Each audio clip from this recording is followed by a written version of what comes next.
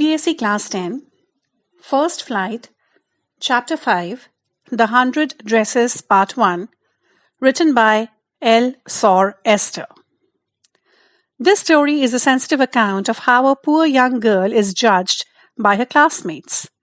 Wanda Petronsky is a young Polish girl who goes to school with other American children in an American town. These other children see Wanda as different in many ways. This is because Wanda was a Polish immigrant. In the early 20th century, a large wave of Polish immigration had occurred in America due to the Franco-Prussian War. One of the most notable Polish-American communities is in Chicago. It is found that Polish Americans were sometimes discriminated against in the United States, and Wanda Petronsky had a difficult time in the American school because she was a Polish immigrant. The chapter. Today, Monday, Wanda Petronsky was not in her seat. But nobody, not even Peggy and Madeline, the girls who started all the fun, noticed her absence.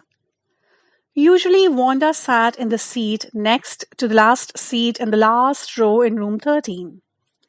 She sat in the corner of the room where the rough boys who did not make good marks sat, the corner of the room where there was most scuffling of feet, most roars of laughter when anything funny was said, and most mud and dirt on the floor. Wanda did not sit there because she was rough and noisy. On the contrary, she was very quiet and rarely said anything at all. And nobody had ever heard her laugh out aloud. Sometimes she twisted her mouth into a crooked sort of smile, but that was all. Nobody knew exactly why Wanda sat in that seat, unless it was because she came all the way from Boggin's Heights and her feet were usually caked with dry mud. But no one really thought much about Wanda Petronsky once she sat in the corner of the room. The time when they thought about Wanda was outside of school hours, at noontime when they were coming back to school, or in the morning early before school began, when groups of 2 or 3 or even more would be talking and laughing on their way to the schoolyard. Then, sometimes they waited for Wanda to have fun with her. The next day, Tuesday, Wanda was not in school either, and nobody noticed her absence again.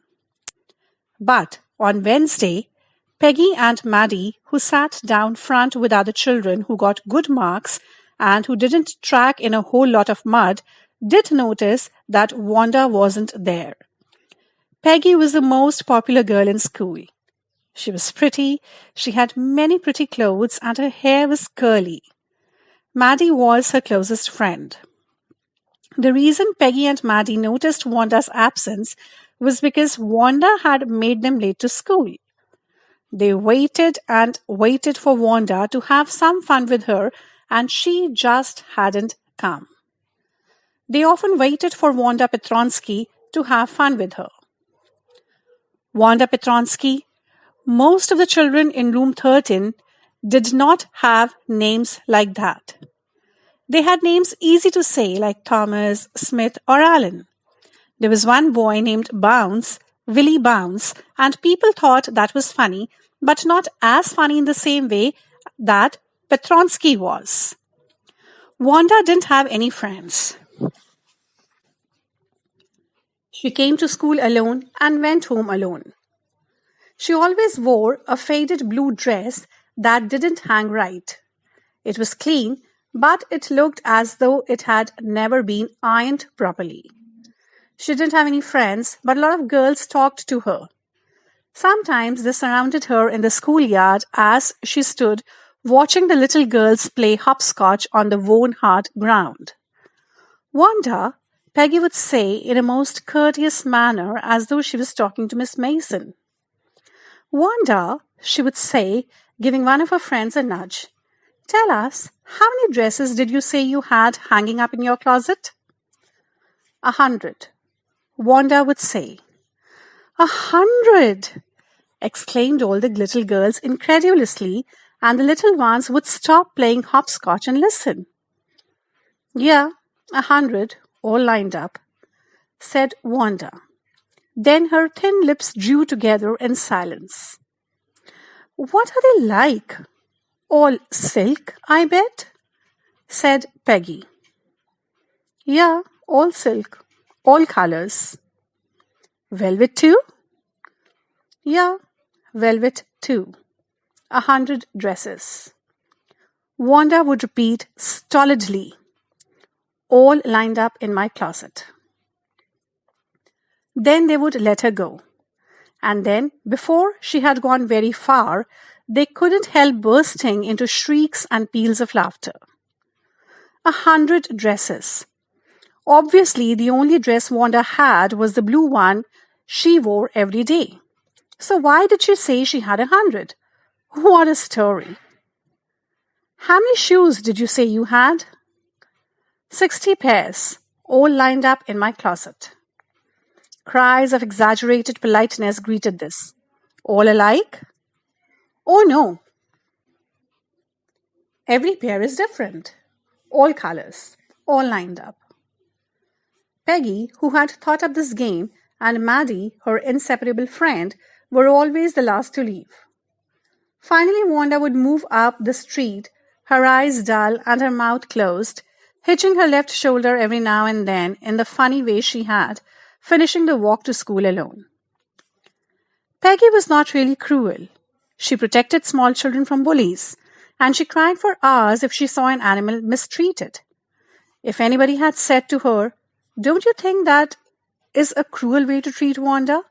she would have been very surprised. Cruel? Why did the girl say she had 100 dresses? Anybody could tell that that was a lie. Why did she want to lie? And she just wasn't like an ordinary person. Else, why did she have a name like that? Anyway, they never made her cry.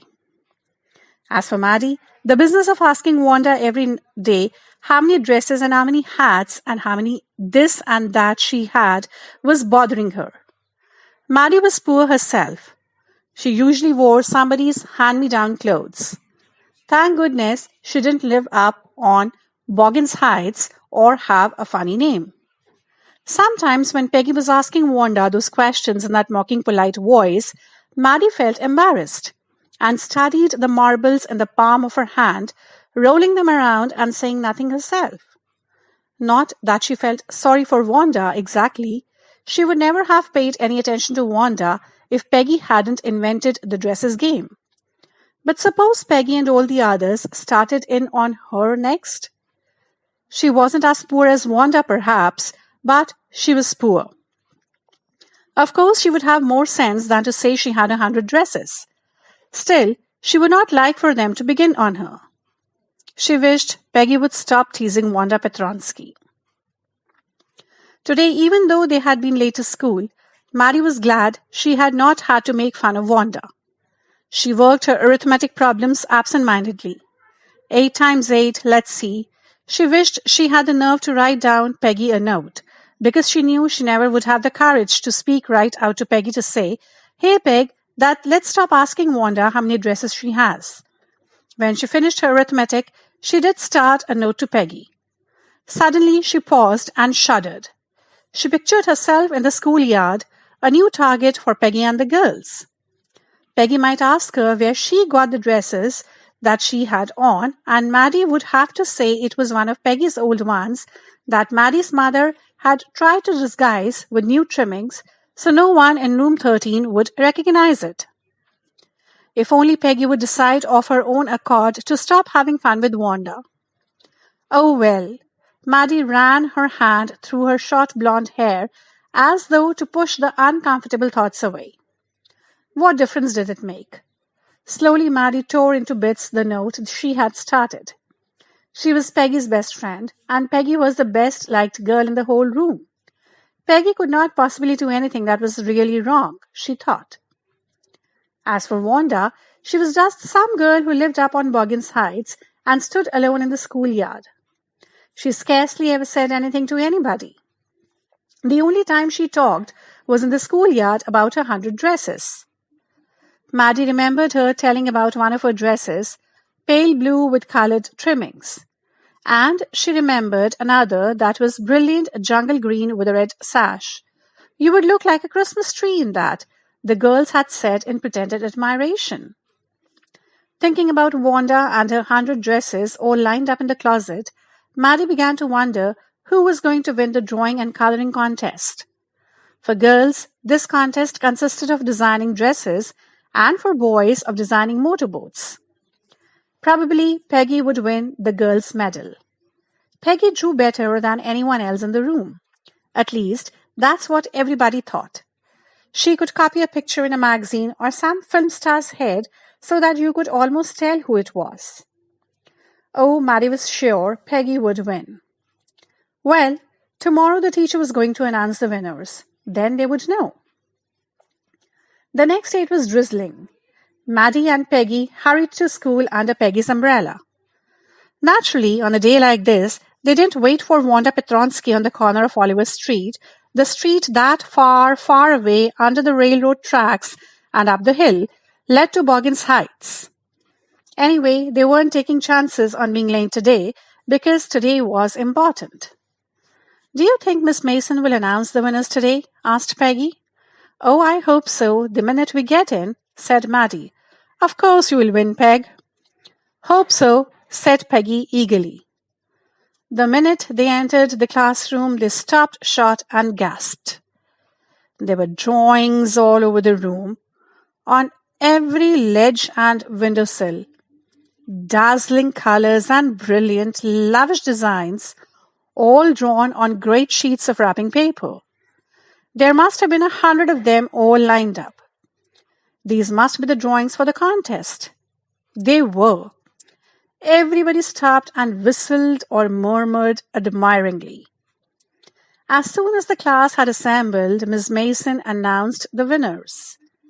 Jack Beagles had won for the boys, she said, and his design for an outboard motorboat was on exhibition in room 12, along with the sketches by all the other boys. As for the girls, she said, although just 1 or 2 sketches were submitted by most, one girl, and room 13 should be proud of her, this one girl actually drew 100 designs, all different and all beautiful. In the opinion of the judges, any one of the drawings is worthy of winning the prize. I'm very happy to say that Wanda Petronsky is the winner of the girls' medal. Unfortunately, Wanda has been absent from school for some days and is not here to receive the applause that is due to her. Let us hope she will be back tomorrow. Now, class, you may file around the room quietly and look at her exquisite drawings. The children burst into applause, and even the boys were glad to have a chance to stamp on the floor, put their fingers in their mouths and whistle, though they were not interested in dresses. Look, Peg, whispered Maddie. There's that blue one she told us about. Isn't it beautiful? Keep tuned in for more videos on more chapters from Class 10 English. And do not forget to like and subscribe.